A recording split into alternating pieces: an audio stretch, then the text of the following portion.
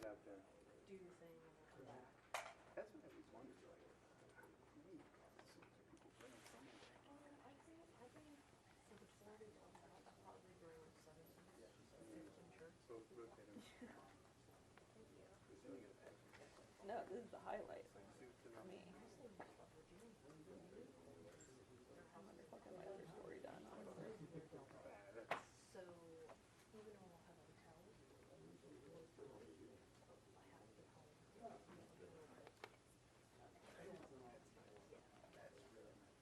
And then we're in Cincinnati.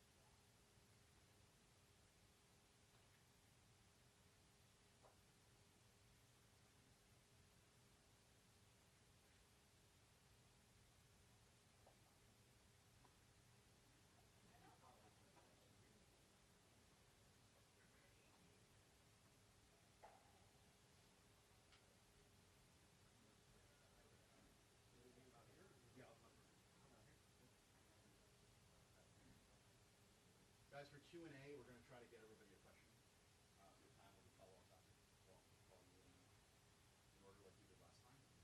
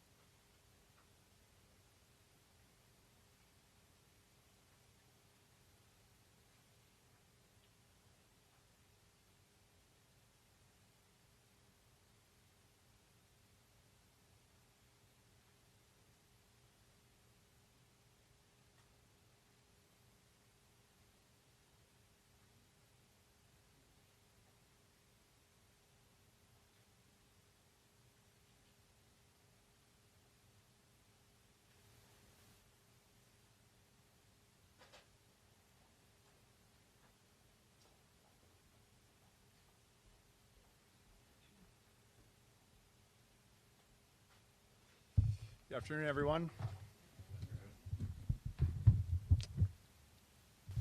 So in today's hyperdynamic threat environment, the mission of the Secret Service is clear. We cannot afford to fail.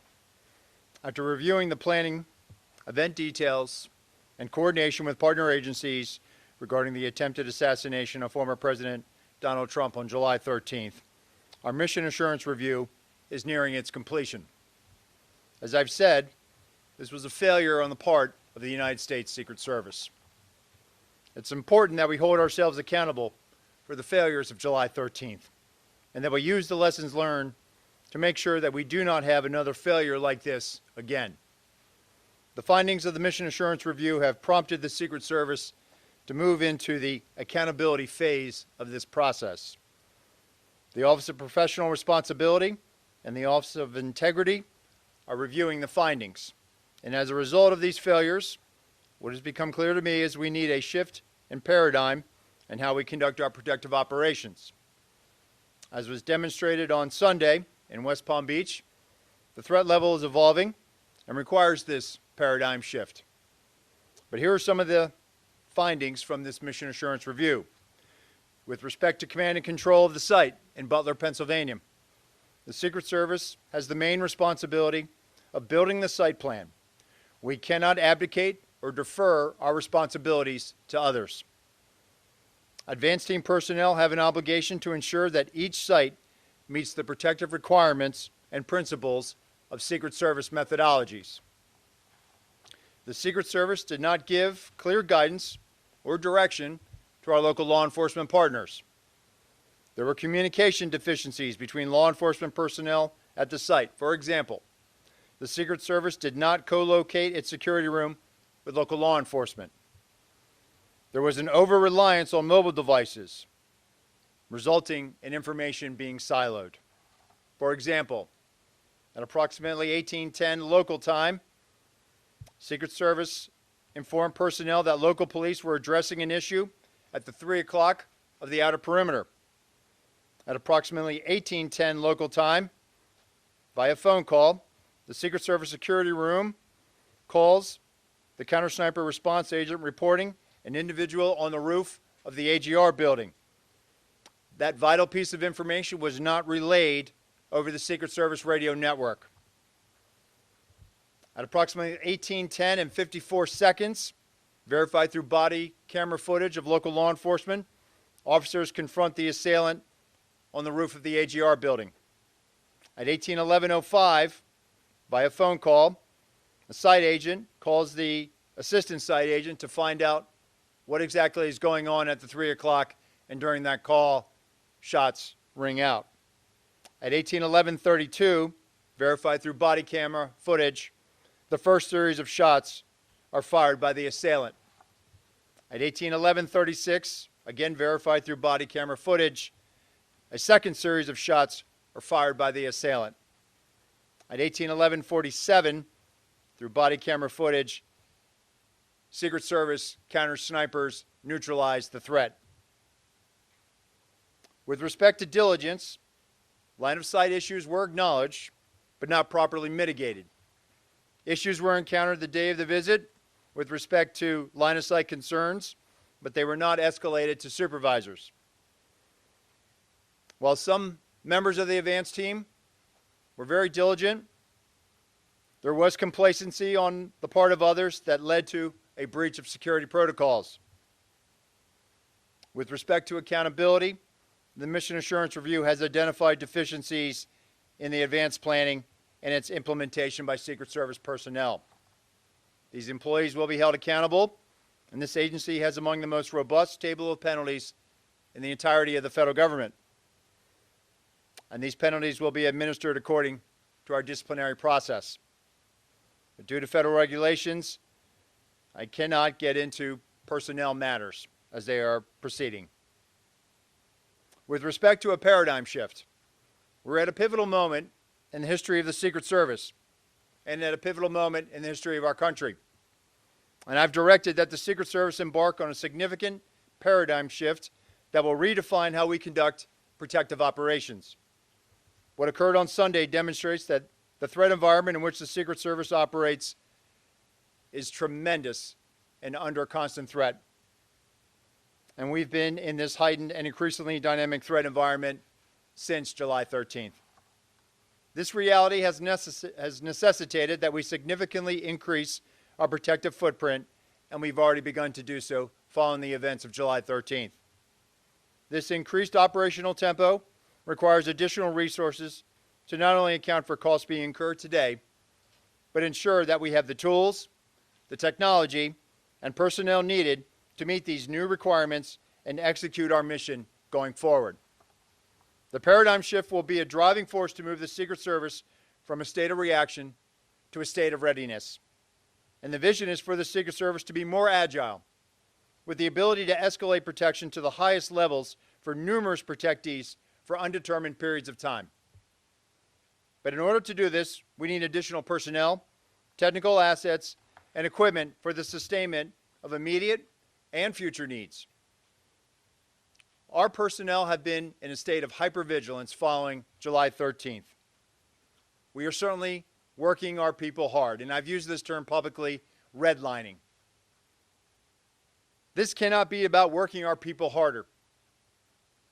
So with respect to changes, the workforce, the American public, they can expect changes in our processes for advances. There will be an increased use of technology, not only to assist in communications, but also situational awareness when we're doing our protective mission. There will be organizational changes. For example, I've already directed the creation of an applied research and development section to field new technologies, leverage the research of other government agencies, and calibrate our technical security assets to stay ahead of threat vectors and technical collection impacting Secret Service equities. This will be an iterative process, meaning it will be constantly evaluated, validated, updated, and evolving. We cannot be stagnant. And we must be weaned off the reliance of partners within DHS to assist us during high operational times. The Secret Service should be self-reliant outside of national special security events. However, we recognize that we will always need assistance from our partners within the Department of Homeland Security and our partners at the Department of Defense. And I want to take this moment now also to thank our workforce.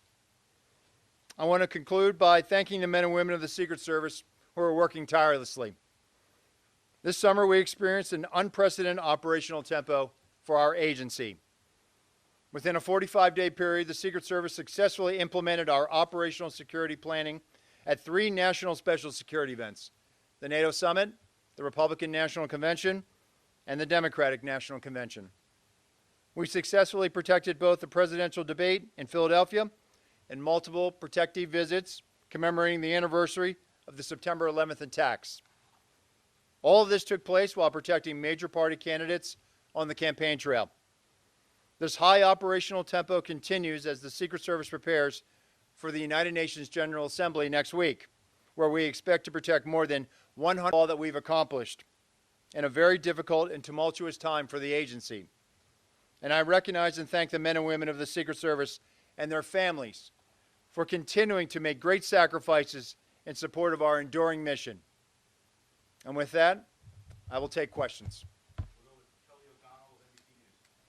Director, given all of the attention and scrutiny related to these events, Sir, given all the attention and scrutiny related to these events, do you believe your highest level protectees will now need to campaign differently in how they organize their events and in how they live their daily lives, things like trips to golf courses or recreational time? Will they have to live differently in order to be safe? Well, ultimately, Kelly, it's the responsibility of the Secret Service to make sure that we provide a secure environment for our protectees. We want them to make sure that they can live their lives with some type of normalcy, but they must do so with us providing the highest levels of protection, which we have been doing since July 13th. And so it's ultimately our responsibility to make sure that wherever our protectees go, we are creating a safe environment. And that comes back to us being able to use our methodologies, to use our redundancies, our systems that we have in place to create those secure environments. Do they need to campaign differently, sir? Those are organized or set outdoor events, that kind of thing? So since July 13th, we have been securing successfully outdoor events. And what you're seeing is an increased use of assets, increased use of ballistic glass. So we certainly make sure that when they are out there at an outdoor venue, that we are using our protective methodologies to create that safe environment. Hello, Director. Thank you for taking the time. Could you just kind of go into a bit more detail about the conversations you had with Trump campaign staff about the selection of the Butler site? The report says that Secret Service agents saw it as a challenge, and staff wanted to have the rally there. Did the staff go against your recommendation? Can you speak to exactly what was said and what the outcome was? So, listen, the staff chooses a site, and ultimately it's on the Secret Service to secure it. So when the site was selected, the advance team went about identifying areas of concern. The AGR building was one of those hazards that was identified. But let me just be clear, Maria, ultimately it is the Secret Service's responsibility to secure a site. We certainly have conversations, and it doesn't matter whether it's a campaign staff or a White House staff. We have conversations, and we have very good working relationships with those staffs. But ultimately, it is the Secret Service's responsibility to secure a site. Your comments? ABC? Director, thank you. Based on your review and analysis, what is the reason, what's the best explanation for why there was not law enforcement personnel covering the roof, physically on the roof itself, or making sure someone could not get on top of the roof? And the follow-up question would be, how disappointed are you in what you described as deficiencies in diligence? Sure. So ultimately, Pierre, we have to be very direct and clear when we're talking to our state and local counterparts. With respect to Butler, I think what the Mission Assurance Review has identified is that there was that lack of clarity. And I can tell you since July 13th, when I've been out on the road and I've watched field offices and I gave guidance upon becoming the acting director to the field, we have to be very clear when we're talking to our state and local partners. We value those relationships with them. We need them to be assisting us and be shoulder to shoulder with us. And it appears that there was that lack of clarity with respect to Butler. And go again with your follow-up here. On that, so there was a lack of clarity that that roof should be secure, period, full stop.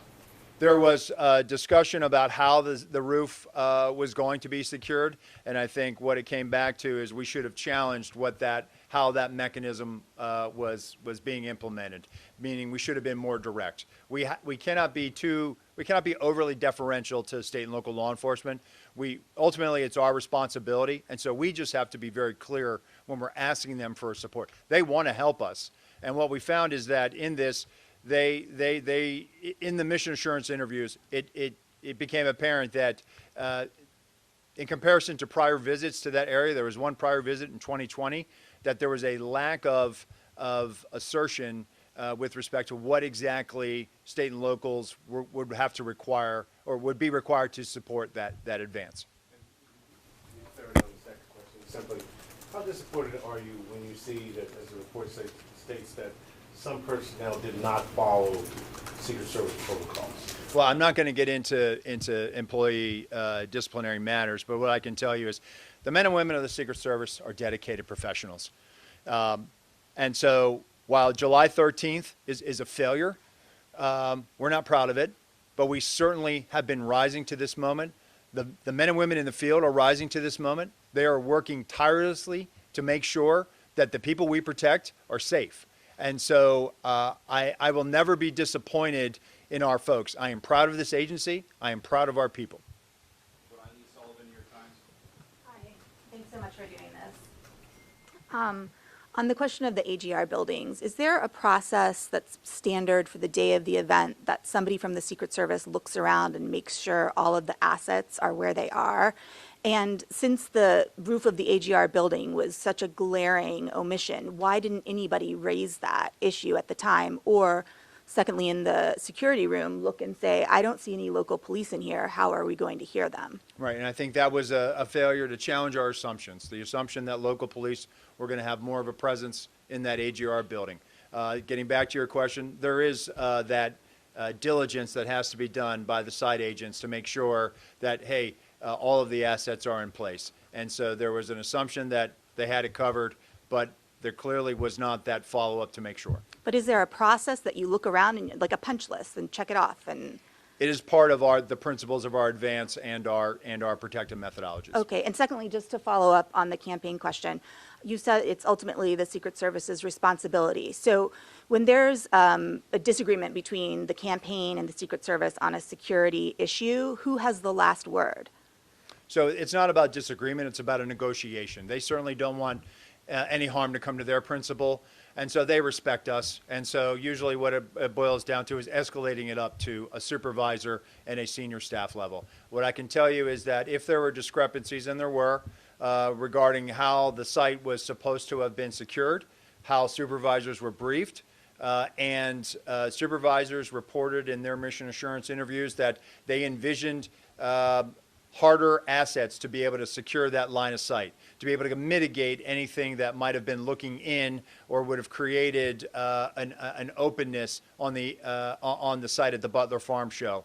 And so on the morning of, if there were those deficiencies, they were never escalated up to the supervisors to be able to resolve.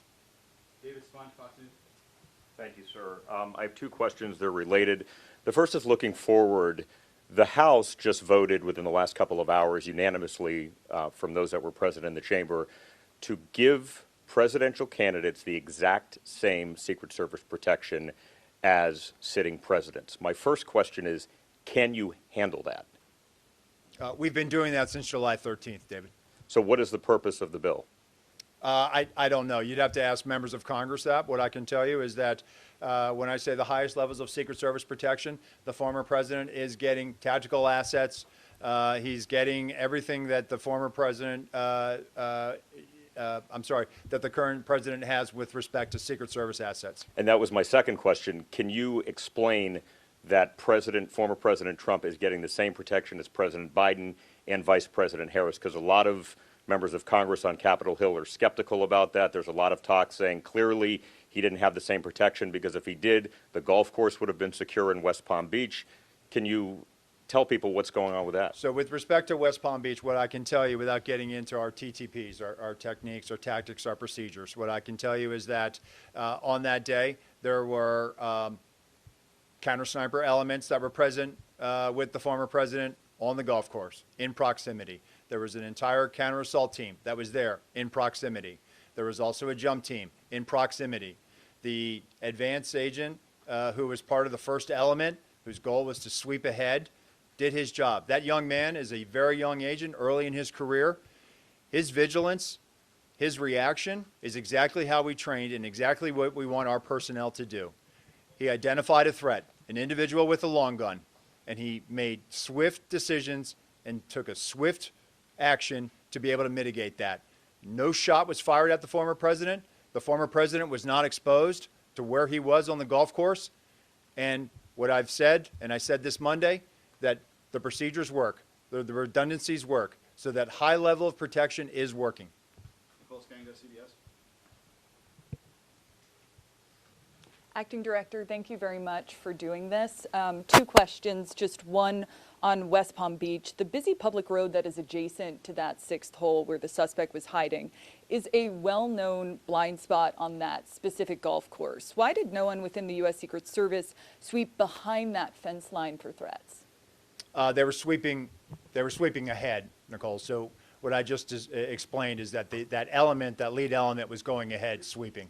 But was there anyone behind the fence where the road was sweeping there to see if anyone was in the bushes? Having been there and seen the vantage point, whether they were on the public side or the private side, the bottom line is the individual was detected.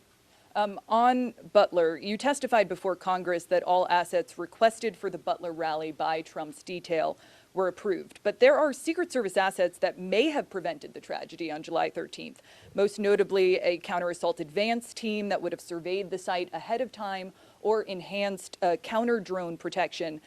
that might have prevented the tragedy. Were those specific assets requested by Trump's detail? If they were they denied? And if they weren't, why weren't they requested? So the counter-assault team had an element that was there that had embedded with local law enforcement, so we had tactical elements in place. The counter-assault team leader that day had been in direct contact in the days leading up to July 13th with those tactical elements. But just to be clear, did the Trump detail ask for any additional resources that were denied by the Secret Service? So based on the information I have right now, the asset request, all of those assets that were asked for were approved. And so what we're looking at now is, were there any additional ones that came in through other channels? But what I can tell you, based on the information I have now, the assets were approved. We'll go to Holmes or CNN.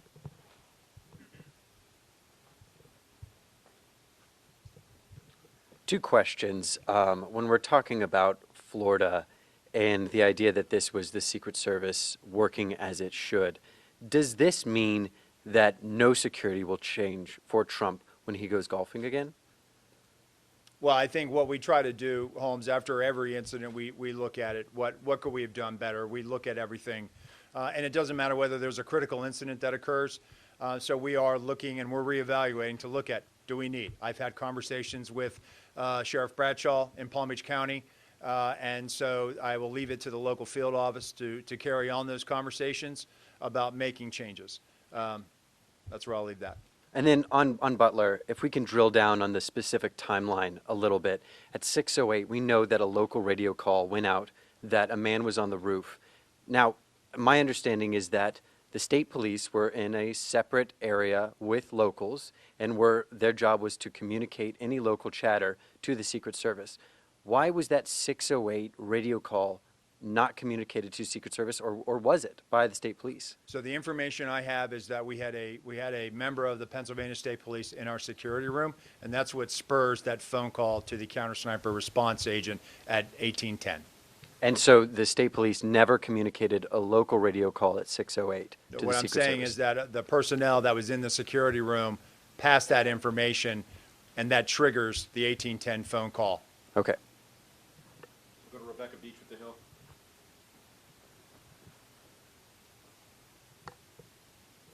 Hi, I know Congress has sounded a little resistant lately in terms of what it might do for funding for the Secret Service. Given the sort of paradigm shift that you've laid out today, I'm curious what you'll be looking for from Congress and sort of what you're seeking from lawmakers to carry that out. We've been briefing, we've been providing information. Right now, I do think that, the Congress has questions. We're responding to those questions and providing them information. But at the end of the day, I think everybody wants a strong Secret Service, and that's what I'm working towards. That's what members are working towards, and so we'll continue to have those conversations. We'll go to Claudia with Univision. Hi, thank you so much for doing this. Republicans in Congress, they want the same level of security than the president for the candidates. How realistic is really that? Can you be more specific on that? I know you answered that question, but can a candidate have the same level of security of a sitting president? And also, what changes are we expecting in the security area after, where most of the incidents happened? So how I approach that, Claudia, is this. The way the Secret Service is structured, the President of the United States has the highest level of protection of any world leader, period, the end. The number of assets that the Secret Service provides and the Department of Defense provides is at the highest levels.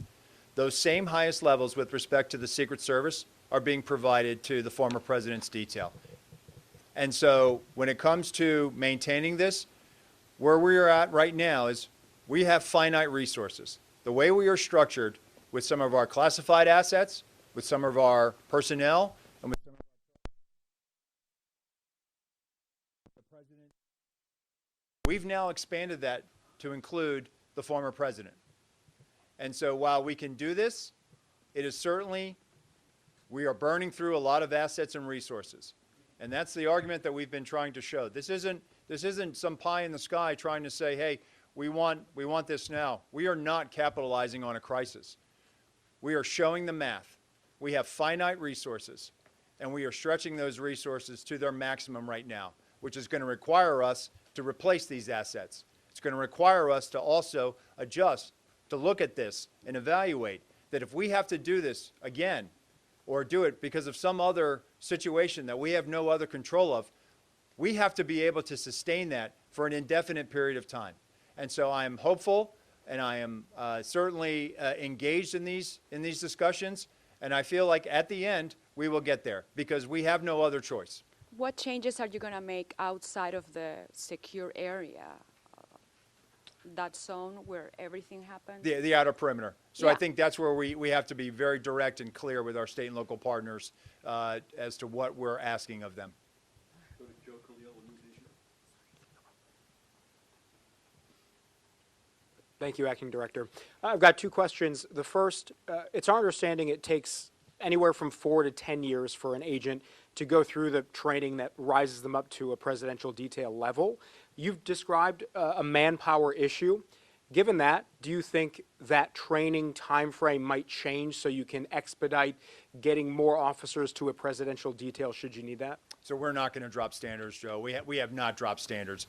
You do need to develop those agents, and when agents start, you cannot put them on the highest level protection, protecting a protectee. When they graduate from our training facility, they go to a field. They do advances. They do criminal investigations. The importance of having that what we call phase one, that's where those agents that are doing federal investigations, that are interfacing with local law enforcement, those are skills that they learn, analytic skills, how to conduct a federal investigation, how to interact with a U.S. attorney, how to interact with a state or local agency. And all the while they're doing that, they're also popping in and out doing protection, whether they're doing it in New York City for a United Nations General Assembly, or they're doing in advance for a visiting head of state or a world leader that comes into their field office district. That's where they cultivate and sharpen those skills, and it will take them up until probably 4 years. Ideally, that sweet spot is between the 4th and 5th year where we send them off to a permanent detail. That's where we are getting to as far as the career path. And so it's critically important that we make sure that we still develop people. It is being on the Presidential Protective Division or the Vice Presidential Detail. It is a very, very high pressure situation. It requires a lot of maturity. It requires decision making, analytic skills, and the ability to problem solve. And it takes time to develop those skills, even though we've put you through training. The more seasoning you have in the field, the better off you're going to be as far as being a protection agent. So then how do you address the manpower issue quickly? So right now we've had robust hiring this year. By the time we close out the fiscal year, we're going to hire more than 400 special agents this year.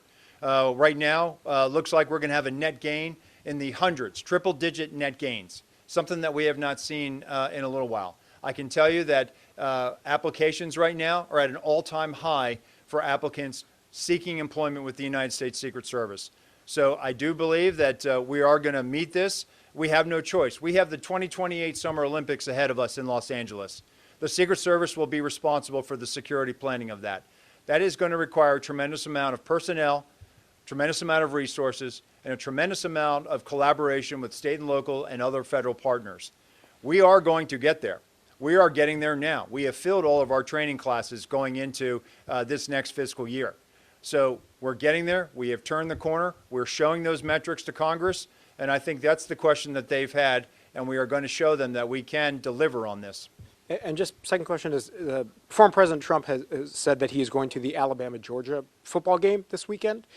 Are those kinds of events particularly concerning given he could be around tens, if not hundreds of thousands of people? So I'm not going to comment on protectee schedules. What I'll tell you is that each event is complex and each advance is different.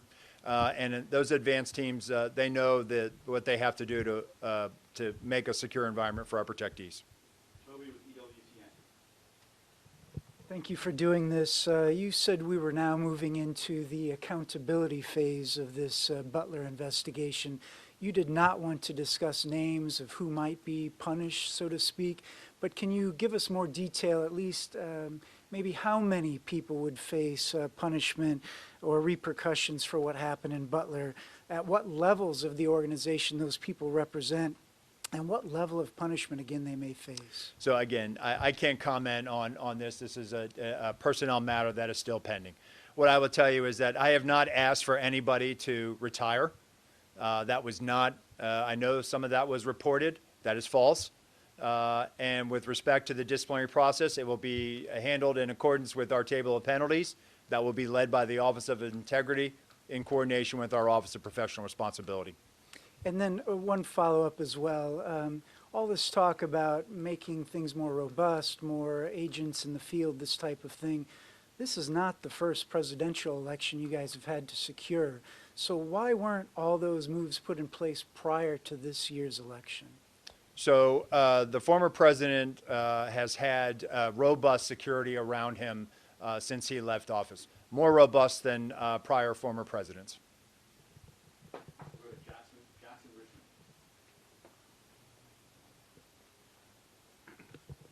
Thank you, Acting Director Rowe. Jackson Richmond, Epoch Times. Has security been adjusted or increased following the Florida attempted assassination attempt? After all, according to Congressman Matt Gaetz, a DHS official has warned that there are 5 assassination teams targeting former President Trump. The official warned that there isn't enough protection to deal with that level of threat. Are you aware of this assessment, and what is the Secret Service doing to respond? So I will tell you, as I mentioned earlier, we, of course, are evaluating coming out of West Palm Beach, and we're having those conversations with state and locals. I'm not going to talk about unnamed sourcing or the report you mentioned. I'm not familiar with that. And local law enforcement doesn't have the same training that Secret Service agents do.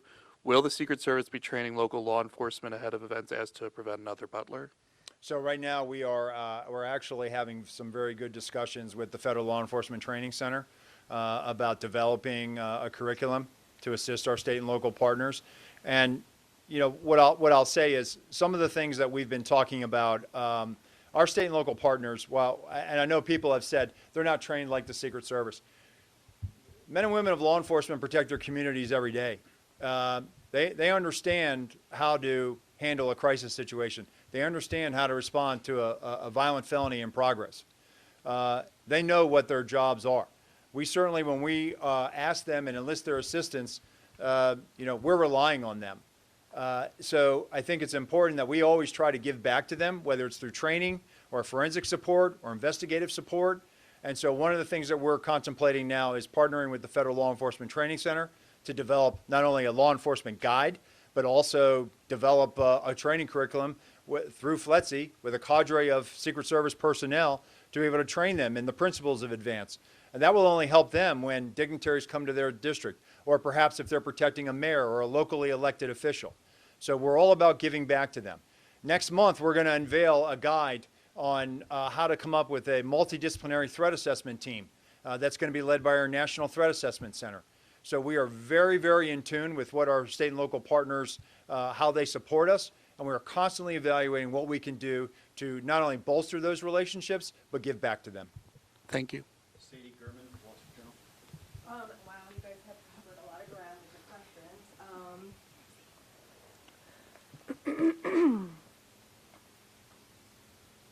I guess I would just ask, guys, I don't know. You guys have really covered it. I'm sorry. I'm gonna give my question to someone else. You only get one. Rebecca with the Associated Press.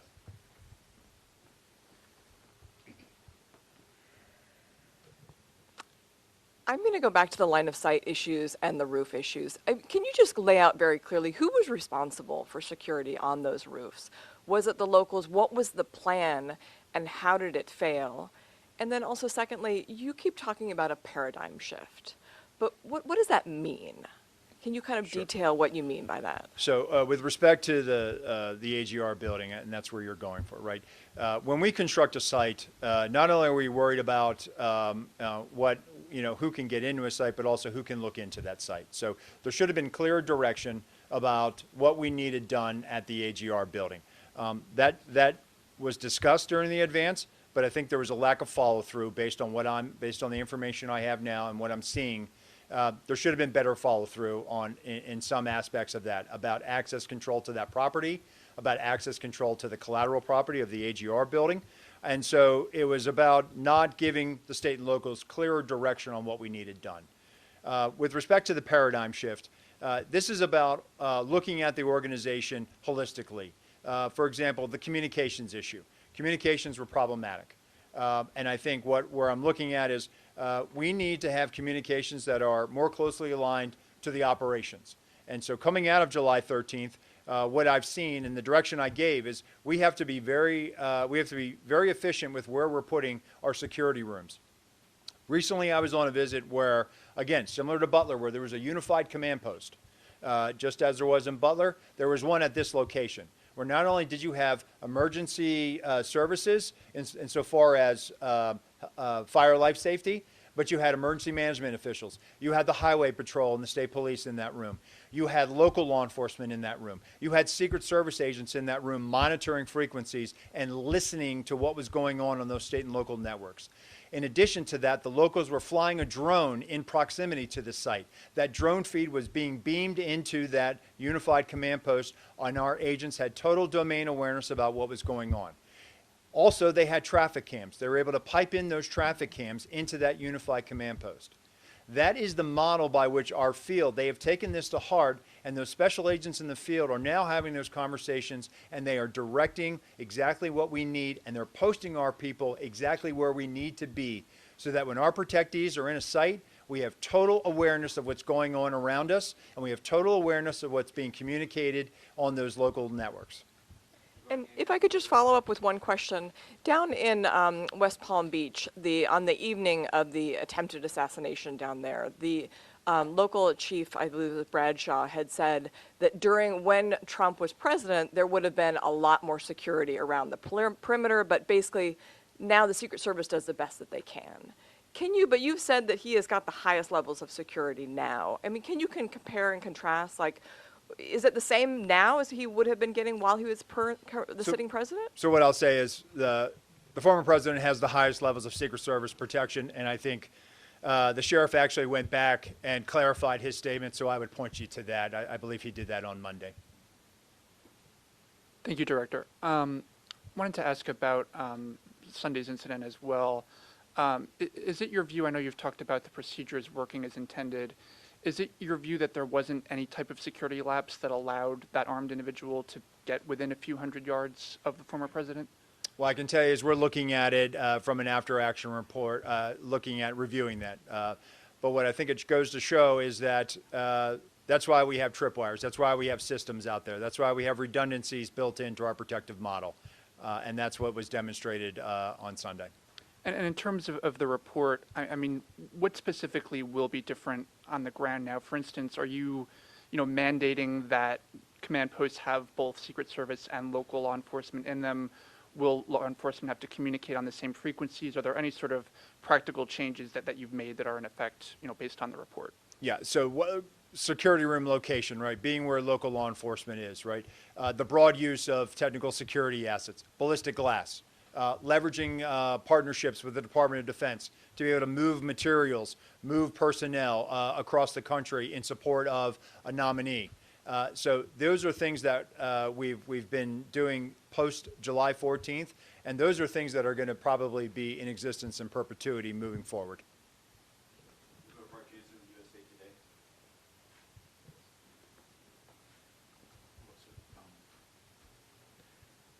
I also had a question about Florida.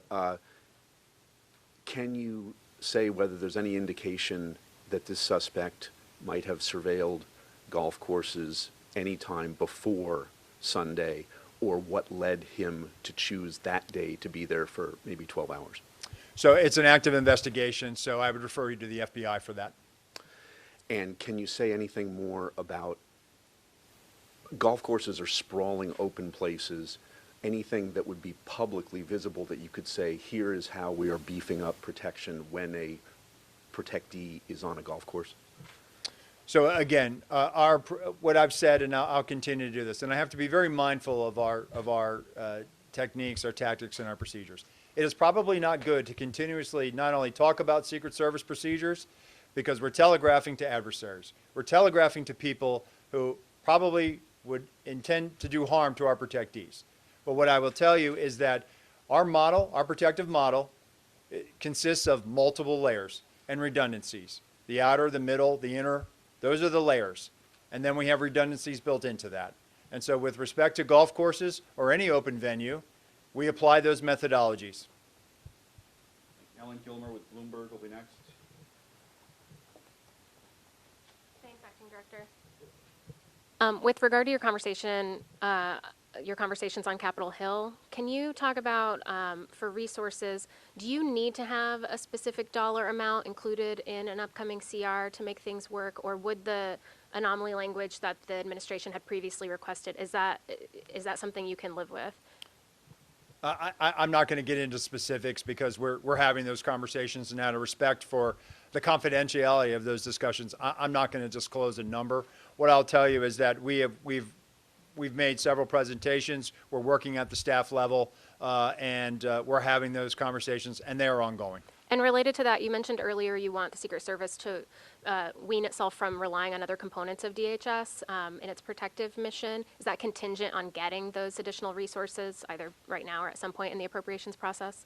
Well, I don't want to rule out that we'll never have to enlist the assistance of others through requests for assistance, and we do those memorandums, and we did that back for several presidential campaign cycles. But I think the importance here is we have to be able to, at a moment's notice, surge people to where they need to go. And if we're going to be having to mitigate, and that's what we do. We're in the risk mitigation business. We are not in the risk elimination business. And so we have to be able to have the personnel, the assets, and be able to spread those out for an indefinite period of time in the event that another situation, a geopolitical conflict, or some other tension requires us to do so. Ashley with the Examiner.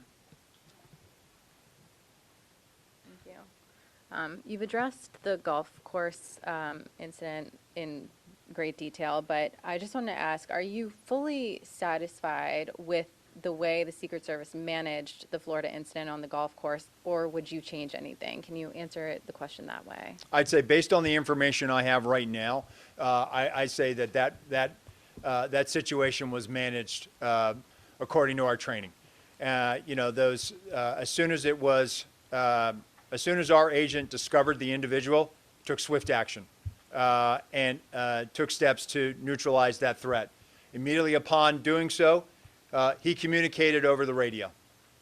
There was a communication of shots fired, which immediately, not only did our personnel assigned to the close protection of the president, of the former president, hear the shots, they immediately went into action. The counter-assault team went into action. The counter-snipers went into action. Supervisors and shift personnel immediately evacuated the president, took the most expedient route to where he needed to shelter in place. He had ballistic protection around him. They sheltered in place until they could determine, was this just the first wave of an attack? Immediately, local law enforcement assets responded to the scene. Local tactical assets that were partnered with our counter-assault team were also present, immediately responded. And so that barrier, those layers of protection, those redundancies, the redundancy was the agent that first discovered, followed by another set of agents that also set up that middle perimeter around the shift that was evacuating. And so in the case of West Palm Beach, based on the information I have now, and again, we will review it, it appears that those agents, those supervisors, made swift decisions and made correct decisions. We'll go to Liz Landers with Scripps.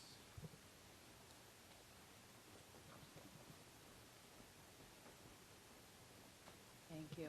Hi, Acting Director. I want to drill down on this issue of resources. You sent a letter to Senator Murphy and to Senator Britt on September 5th, and it became public. And it said in the letter, you wrote, "We do not believe that the security failures of July 13th, 2024 was the result of a lack of resources." I'm hearing you talk over and over again, and it says here at the bottom of this press release you guys have today, the agency must increase its protective footprint, including personnel, technical assets, and equipment. How do you square those two things? How do you ask Congress for more money when you yourself have determined that what happened on July 13th was not a lack of resources? So how I square that is as follows. Following July 13th, we immediately took steps to elevate the vice president, the former president, to the highest levels of Secret Service protection. We also took steps to elevate the protection of Senator Vance and eventually Governor Walz to high levels of Secret Service protection. And what I was talking about earlier is the way we are structured, and I go back to this, the President of the United States is the most highly protected individual on the face of the world. That is how the Secret Service is built. That is what we are primarily focused on. And then once you have those assets and resources, they are also committed to the vice president. So how I square this is as follows. Following July 13th, when now we are because of this hyperdynamic threat and the operational environment which we find ourselves in, we only have so much of those assets to go around.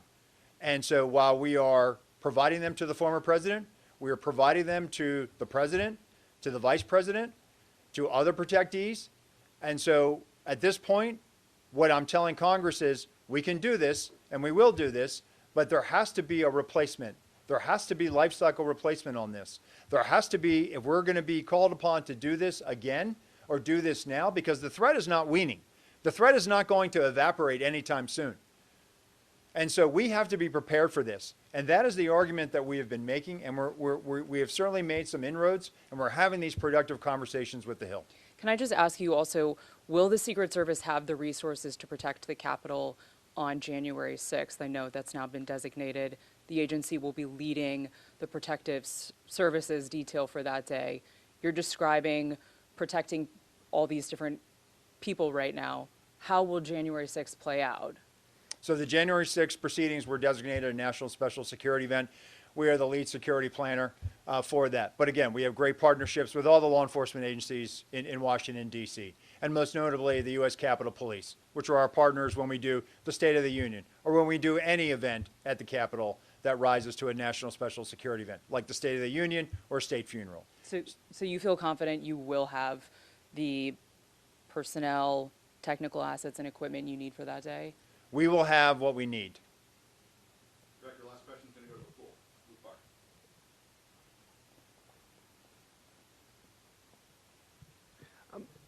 Do you think that by Congress legislating the protective detail regulations, do you think that is helpful in terms of being able to staff up or staff down the agency when you need? So I have not done an analysis of the legislation. I assume it's pretty direct. But look, as I stated, I'm sure Congress wants to make sure that the Secret Service is strong. I don't know the intentions behind this piece of legislation, but what I'll just point back to, coming out of Butler, coming out of July 13th, we've been providing the highest levels of Secret Service protection to the former president. Thank you. All right, thank you, everyone.